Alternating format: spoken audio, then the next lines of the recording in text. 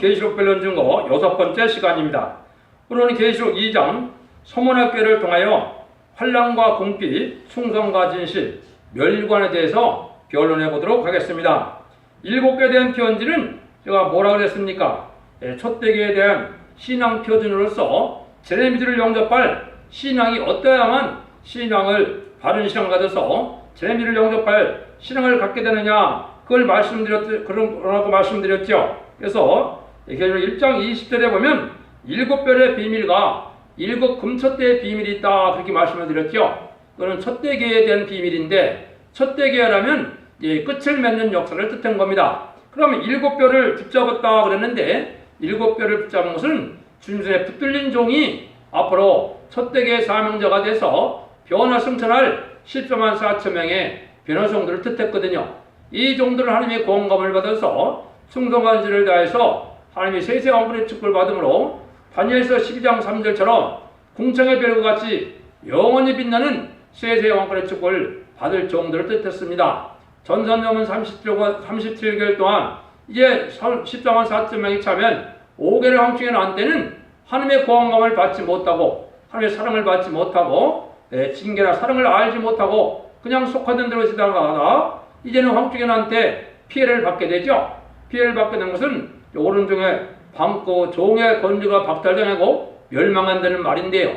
그건 계시록 6장 13절에 보면 대풍에 선 무화과나무에 무화과 가시 떨어지는 것 같이 다 떨어진다 그랬죠. 그건 망할 정도를 뜻했습니다. 그래서 촛대기라는 것은 14만 4천 명의 변화종들을 그런 복을 받을 자들에게 필요한 거라고 그랬고요. 또 간단히 말씀드리면 7 금촛대라 그랬는데, 7 금촛대라는 것이 뭐냐? 인간들의 마지막 상을 감당할 계를 뜻하는데, 금촛대라는 것은 에스가야 4장 2절에 옛날 BC 586년에 이스라엘이 망했다가 다시 70년 후에 BC 516년에 스룹바벨 성전이 복구되어 있는데요.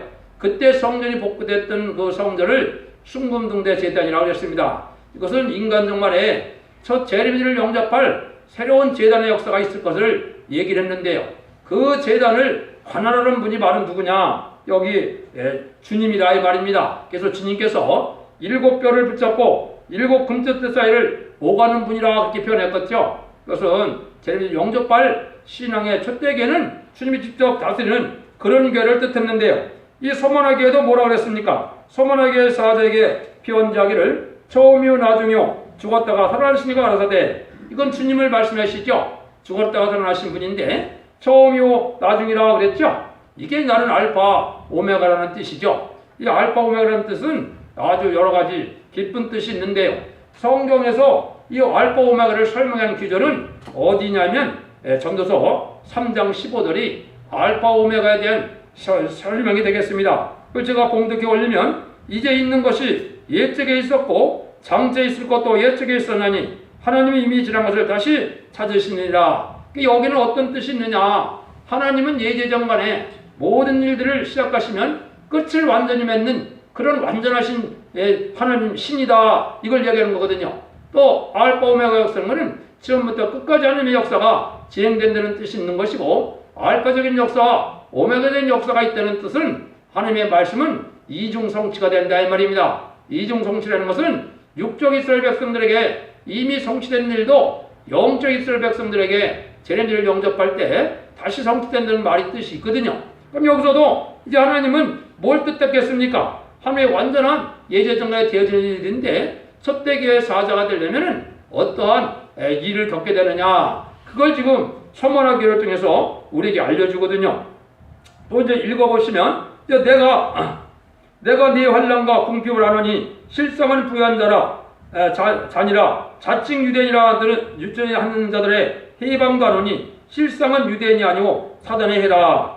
기독교의 완전 역사는 이렇게 완전 궁핍을 겪게 되는 일이 온다. 이거는 영적 원리가 왜 그랬습니까? 하나님의 참다운 종이라는 것은 마귀에게 사로잡힌 사람들을 구원해서 이제는 마귀의 소유에서 하나님의 소유로 바꾸는 거죠. 그러니까 빼앗기는 걸 좋아할 리가 없지요. 그래서 마귀의 백성을 빼앗으려면 마귀는 이 참종을 대적함으로 마귀에게도 일정한 고난이 있기 때문에 많은 어려움을 당할 수밖에 없는 것이 영적 원리인 겁니다. 여러분들도 남의 땅을 빼앗으려면 쉽게 빼앗기려고 그럽니까? 안 뺏기려고 그러죠? 마귀와를 하나님이 붙인 것은 참된 종이 누군지, 능력의 종이 누군지, 이 시대의 참된 성도가 누군지를 구별해내기 위한 방법이거든요. 그래서 하나님은 환난과 궁핍을 이렇게 겪게 하는 것은 이게 슬픈 일이 아니고 하나님께서 더 장성시키고 더 완전한 걸 주기 원해서 하나님은 그 자격을 만들어 나가는 과정에서 환난 궁핍이 반드시 오는 겁니다. 그런데 실상은 네가 부유한 자라 했죠? 하나님의 은혜가 많으니까 하나님의 영적으로 깨달은 것도 많고 체험도 많고 그것이 다 또 상급으로 돼서 실질적으로 부유한 생활을 하게 된다 이 말이거든요. 이게 이제 복받을 종들에게 가는 신앙의 노선이 되겠습니다. 그래서 여러분들도 세상적으로 부유한 곳에 사는 것이 복이 아니라 이 시대에는 환난과 궁핍을 당해도 영적으로 부유하게 살다가 하나님의 주고 싶어하는 그 사랑을 받는 것이 이게 큰 복이다. 근데 여기서 말하는 복은 어떤 복을 얘기했냐? 인간 지식을 잘 먹고 살자는 데는 복이 아닙니다. 여기서는 복으로 말하는 것은 면류관을 받는다는 건데 면류관을 받는다는 것은 세세 왕권에 축복을 주시겠다는 거거든요. 만왕의 왕으로 오시는 예수님이 이 세상을 다닐 때 분봉왕이 돼서 이제는 세세 왕권의 축복을 받게 되는 종들의 축복을 얘기한 거거든요. 그 종들이 가야 될 신앙 노선이다. 이렇게 이제 여러분들이 이해하면 됩니다. 그래서 이런 환난 궁핍이 많았다가 이런 일을 삶을 감당하는 것을 첫대기라고 그랬는데 첫대기의 사자는 이런 일들을 겪어야 된다. 이런 뜻도 있는 겁니다. 그런데 이때 누가 많이 해방을 한다는 겁니다. 한다는 겁니까? 해방은 마귀겠죠? 근데 사단의 해라고 그랬거든요. 근데 자칭 유대인이라고 그런다 그랬죠? 기독교는 기독교인인데 어떻게 됐어요?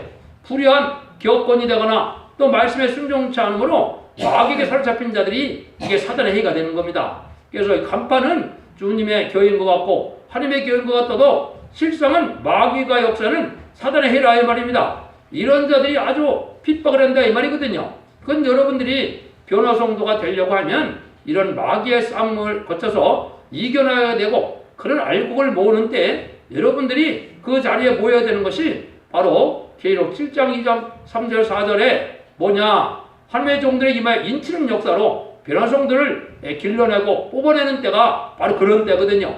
여러분들이 그걸 염두에서 신앙생활을 진리 앞에 중심해서 아주 굳은 신앙을 장구적인 신앙을 가져야 그런 교권력도 이겨나갈 수가 있는 거다. 이렇게 볼 수가 있습니다. 그러면 이 마귀는 어떤 때 이렇게 역사를 하느냐? 하나님은 마귀 세운 목적은 세세 왕권을 받을 종이 누구이냐? 이걸 골라내게 온 것이거든요. 이것이 이제 에덴 동산에서 싸웠던 마귀의 싸움이 이때 1300년반에 입 맞는 역사를 할 때 아마겟돈까지 진행됐다가 거기서 완전히 이기게 되므로 이 세상은 마귀 없는 세상이 돼서 천년평강의 왕국을 오는 것이 마귀의 싸움이 다 끝나고 이기는 때거든요.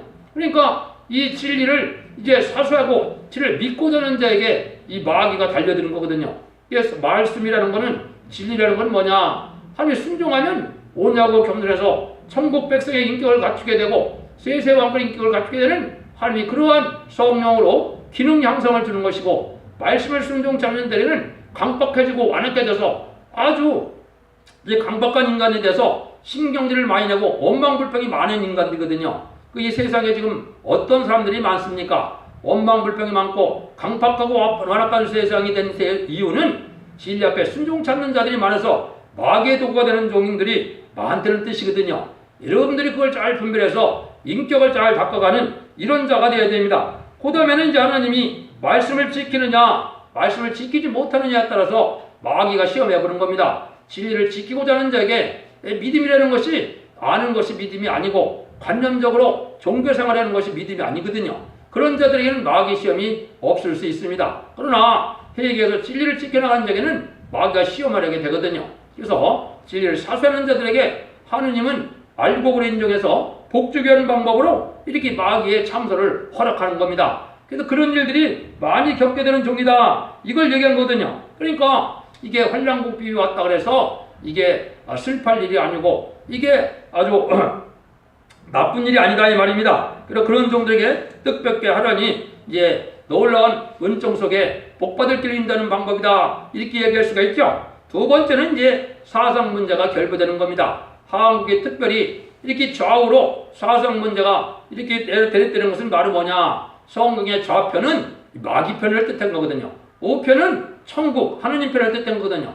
그러니까 지금 좌우에 날선 대립을 한 것이 한국이죠. 이게 지금 한국은 아마겟돈처럼 선악과의 전쟁이 아주 심한 때거든요. 이 사상 문제를 하나님이 검열하는 겁니다. 이 사상이 뭐예요? 마귀 사상 쪽에 속하는 공산당 편은 멸망의 대상이 되고 심판의 대상이 되는 것이며, 이제 진리 중심으로, 말씀 중심으로, 예수님 중심으로 성직하고 깨끗하게 살아가는 사람들은, 이 사람들은 하느님 편이 되는 거거든요. 그러니까 한국이 이렇게 혼란한 세상에서 음료 정권과 음료 교권이 아주 활발하게 이게 난리치는 때가 됐거든요. 이게 심판대가 갖고 온 겁니다. 여러분들이 이걸 잘 각성받아야 되거든요. 타협적인 신앙을 하는 것은 마귀의 전략이거든요.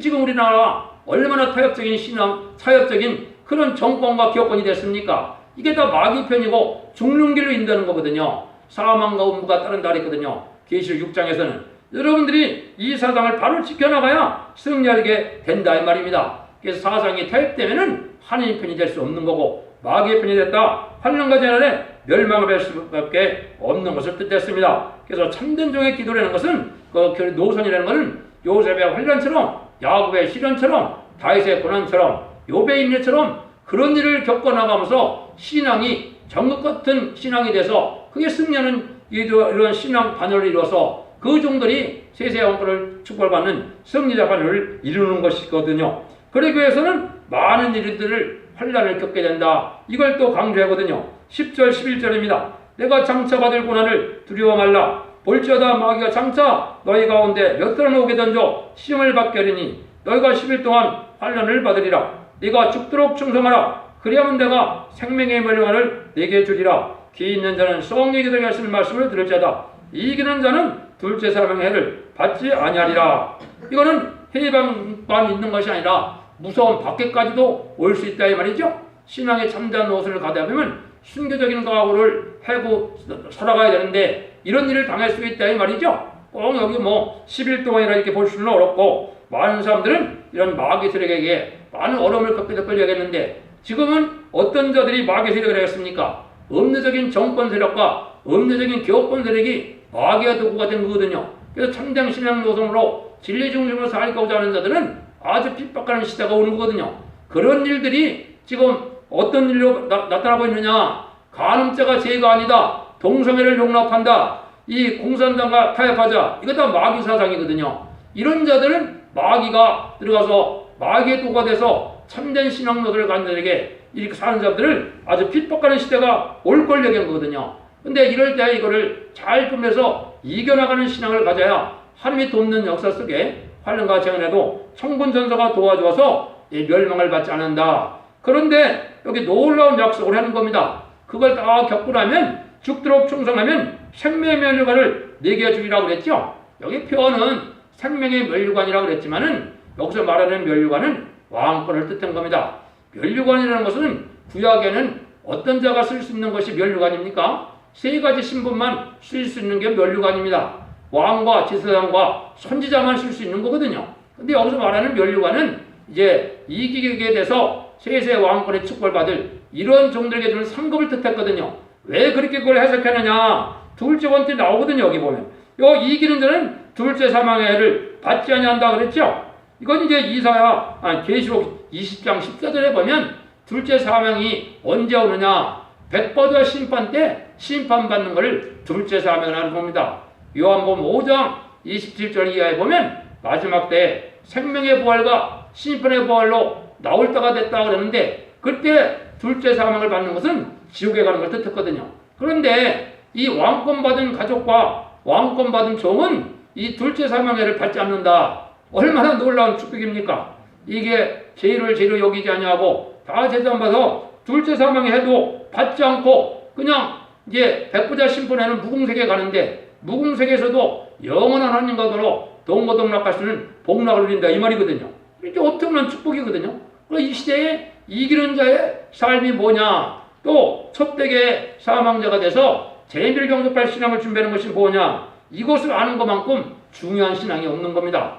여러분들도 이 세밀히 잘 살펴보시고 성령님께 간구하시고 주님 중심의 말씀 중으로 신앙을 잘 받아들였다가 하나님이 어려운 때 인도함을 받게 돼서 첫대의 사명자가 되고 알곡이 되는 사명자가 돼서 이제 14만 4천 명의 입맞는 단체가 되면 변화승천해서 이제는 아무런 해와도 상관이 없고 보좌 앞에 가서 세세왕국의 축복을 받고 백마탄 군대가 돼서 세세왕 아마겟돈에서 승리하게 되면 세세왕국의 축복을 받게 되는 겁니다.